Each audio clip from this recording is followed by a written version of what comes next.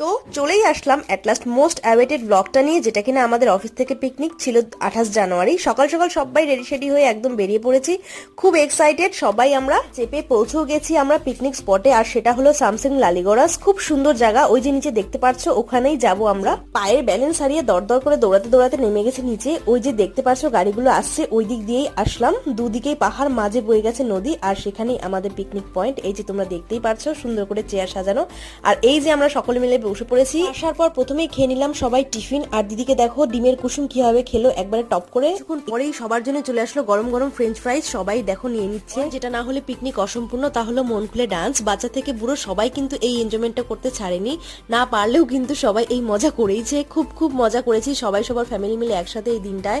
নাচানাচির পর এবার বসে পড়েছি খেতে। 60 সেকেন্ডের মধ্যে এর চেয়ে বেশি আর শেয়ার করতে পারলাম না। যাই হোক, সারাদিনটা খুব ভালো কেটেছে সবার সাথে একসাথে। এরপর সবাই খাওয়া দাওয়া করে ফিরে এসেছিলাম বাড়িতে।